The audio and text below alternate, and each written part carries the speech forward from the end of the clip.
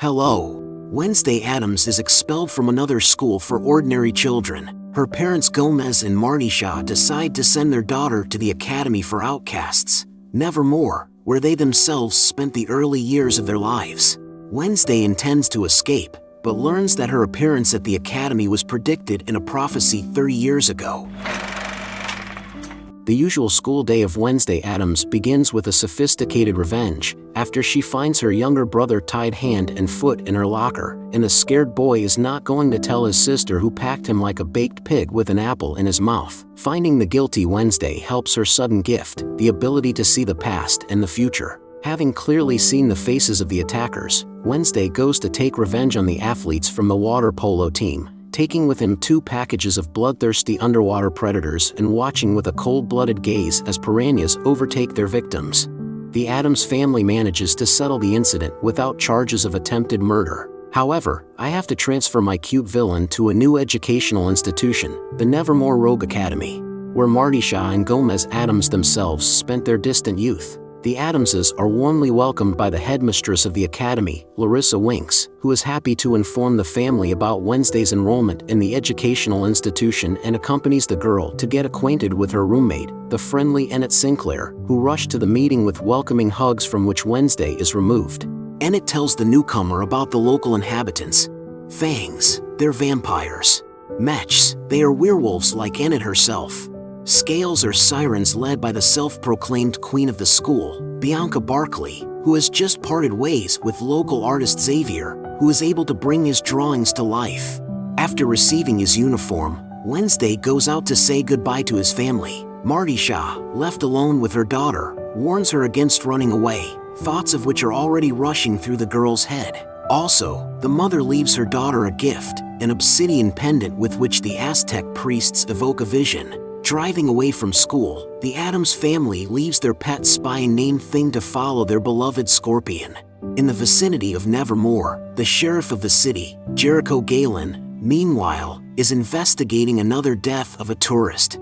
The picture of the crime is similar to the 2 previous cases. Parts of the torn body are scattered at the scene. In all cases, the sheriff instructs the assistant to inform the press about the version of the bear attack, in which he certainly does not believe. Galen links the murder to Nevermore students, but he can't prove it yet.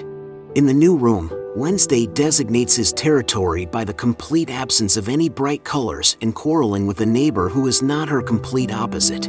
Joyful, friendly, and open, however, and ready to release her claws in time, the girls' quarrel is interrupted by Marilyn Thornhill, who showed up to their room in dirty red boots. The teacher gives each newcomer a flower from her greenhouse. She has prepared a black dahlia for Wednesday. Mrs. Thornhill tells the new girl the rules, including those related to visiting the nearest town of Jericho, where Nevermore students are considered cursed weirdos. Wednesday shows up at fencing classes. Confident in her superiority over any student of the school, she is called to fight with the smug Bianca, who just asks the coach to put her equal opponent in strength. The battle of the girls immediately becomes the center of attention of those present, and all the worse for Wednesday, who unexpectedly suffers defeat.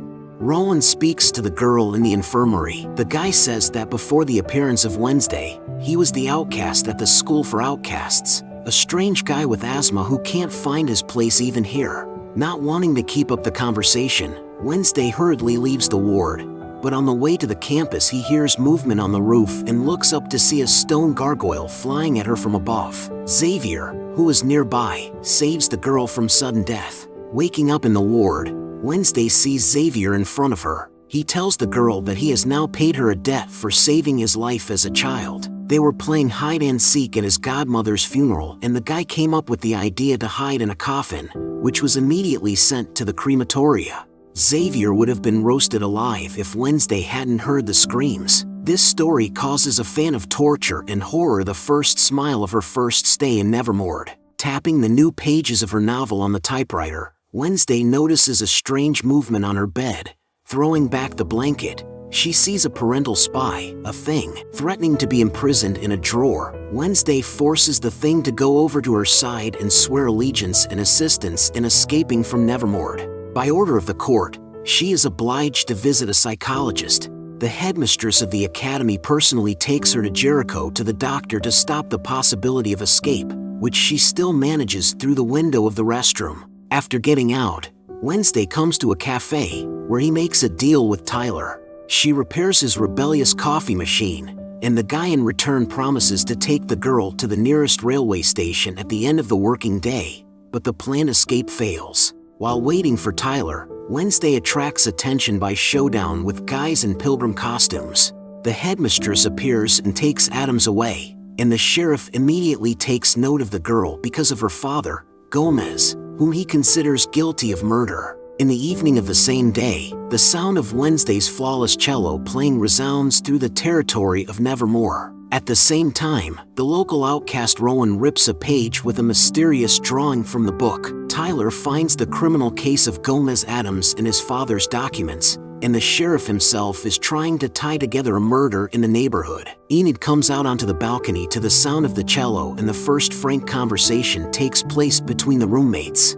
Enid says that she still can't turn into a werewolf normally, but is only able to release her claws. Because of this, she may be left without a mate and spend her whole life alone. Wednesday shares the tragic story of her scorpion Nero, who was run over by a bicycle in her childhood before her eyes. Since then, she has vowed not to cry anymore. At the weekend harvest festival, Wednesday is going to escape again with the help of Tyler, who, before leaving, gives her the Gomez Addams file extracted from the archive. However, the flight is disrupted again because of the company of pilgrims from the cafe eager for revenge. In an attempt to get lost in the crowd, Wednesday runs into Rowan and a vision of his death comes to her. Intending to warn the guy, she rushes after him into the forest, but she herself is in danger. Having pinned her to a tree with telekinesis, Rowan is going to deal with her because of his mother's prophecy. It says that Wednesday will ruin Nevermore. She is saved from death by a monster that appears and kills Rowan before her eyes. After searching the woods with dogs, the sheriff fails to find traces of the murder in Rowan's body, and Addams' testimony causes him doubts. On top of that, during their conversation about the monster, Rowan appears unharmed at the door of the headmistress Nevermore's office. After another session with Dr. Kimbot, Wednesday meets Tyler. It turns out that he also visits a psychotherapist by court order. Tyler confesses to the girl that he believes in the story about the monster, unlike his father. Returning to Nevermore, Wednesday learns from the headmistress that Rowan is expelled and leaves by the first train, and Larissa Weems obliges her to choose an extracurricular activity by the end of the day, so as not to create even more problems. Wednesday sends the thing to follow the departure, and she really goes to choose classes, simultaneously trying to find out from the students information about the deceased. So Wednesday meets Eugene, the president of the buzzing club, and stays at his class. But at this time a thing appears and signals Rowan's departure. Finding him at the car, Wednesday realizes that he does not intend to talk to her. Rowan asks to leave him alone. The thing follows him to the railway station, where the inexplicable happens. Rowan enters the toilet stall, and another man comes out, who, after walking some distance, completely transforms into the headmistress Weems. Sheriff Galen continues to investigate the case and goes with the dog into the woods to look for clues. Wednesday also returns to the crime scene at the same time as the sheriff. Tyler saves her from a collision with Donovan. Looking around the area, the girl finds Rowan's glasses, touching which causes a vision. Returning to Nevermore, Wednesday immediately goes to the library to find the book from the vision. Miss Thornhill finds her there and offers to help. The girl asks her about the book with the mark and finds out that it is the symbol of the high school society, Belladonna. Marilyn sees that Wednesday feels like an outcast and tries to establish contact with her, so she admits that she arrived a year and a half ago and also feels like an outsider. After finding out that Rowan was Xavier's neighbor, Wednesday and the thing sneak into his room in search of a book, but finds only his portrait in the artist's album, a strange masquerade mask hidden in the floor, and accidentally witnesses a conversation between Xavier and Bianca, who turns the guy against her. Upon returning to the room, Wednesday finds Enid in hysterics. On the eve of the canoe competition, she lost one participant and now she has no team. Wanting to humiliate Bianca after what she heard, the girl decides to participate in the race. Headmistress Vim welcomes the participants to the Edgar Allan Poe Cup. Teams have to swim to Raven Island, pick up the flag from the Crackstone Crypt and return back, and there are no rules, so all teams can play dishonestly. The mermaids help Bianca's team, but the prudent Wednesday has prepared weapons against them, a fishing net. Having successfully reached the island, the girl goes to the crypt for the flag, touching which causes a new vision. On the way back, two teams compete for victory, the Golden Beetles led by Bianca and the Black Cats in it. Having broken through the opponent's board, the Black Cats come to the finish line and take the cup. Hiding from the solemn celebration of the winners, Wednesday accidentally finds a book from his vision in the hands of a statue of Edgar Allan Poe. Having easily solved the riddle on the page, the girl gets the key to the entrance to the dungeon of the secret society of Belladonna and finds there a book from which Rowan tore out a page with a drawing. As soon as he grabs the prey, Wednesday immediately falls into the trap of the members of the elite Belladonna society. But under the masks and hoods are the students of Nevermore, already familiar to us, led by Bianca. After studying the book in his room, Wednesday sees the second part of the drawing, which depicts a pilgrim. Another annual tradition of Nevermore Academy is to send students to the city of Jericho as volunteers for the day, and Wednesday, at the insistence of the headmistress, will play the cello there with the high school orchestra. Upon arrival in Jericho, the girl runs into Xavier, from whom she does not lag behind with questions about his former neighbor, Rowan. The guy still doesn't believe in the story about the monster and the murder.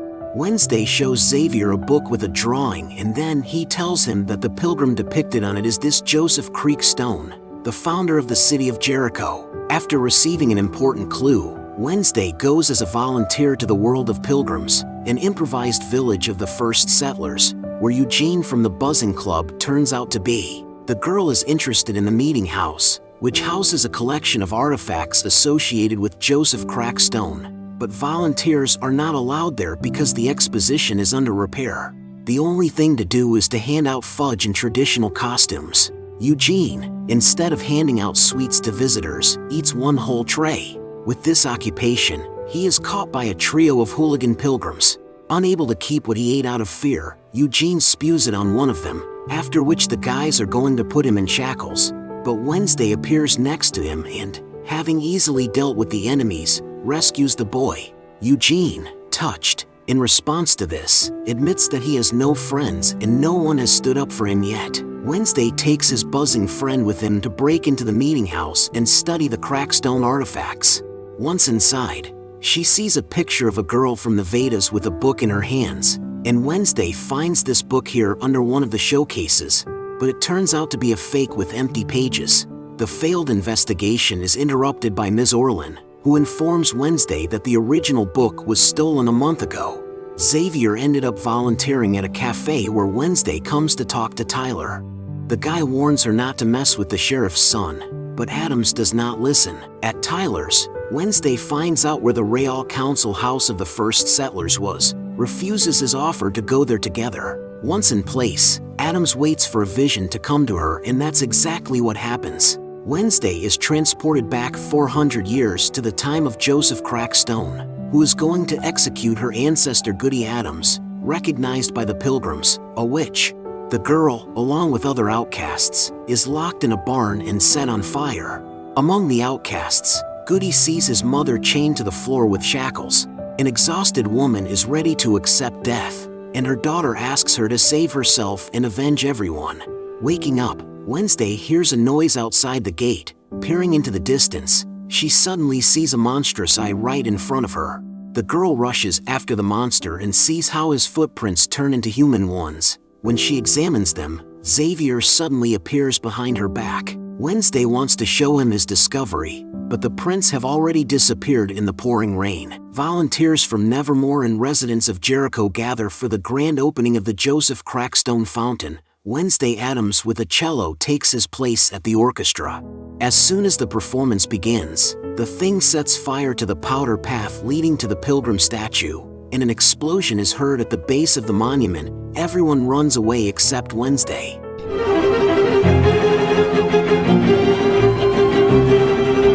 On the same day, the monster attacks a new victim, a homeless old man who stole a camera from an antique shop, and Sheriff Galen has the first clues, photos of the monster. Taking the thing as a partner, Wednesday enters the morgue to examine the victim's body and notices that the old man is missing his left foot.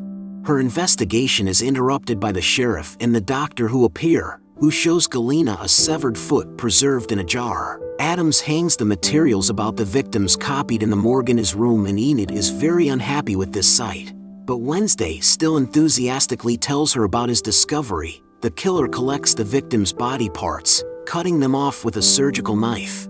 There is a ball planned in Nevermore, which the students discuss in class. Wednesday is paired with Xavier. She notices a deep cut on his neck and decides to follow him after school. So Addams finds out about the guy's secret hideout, which he constantly visits. Having penetrated inside, she discovers the portraits of the monster and, having stolen several drawings, is about to leave when Xavier suddenly reappears nearby. The guy thinks that Wednesday came to invite him to the ball in order to get to know the main suspect in serial murders better. She really does it. Upon learning this news, Enid squeaks with delight, immediately offers her friend to buy a new dress and takes her shopping. But this takes the least of all. She preferred to go with the thing to the Sheriff Galena, and on the way she still saw a black dress in the shop window that charmed her, and Dr. Kinbot finds her looking at it. In the sheriff's office, Wednesday says that she has a suspect and shows him a drawing of a monster that strikingly matches the photos in the case.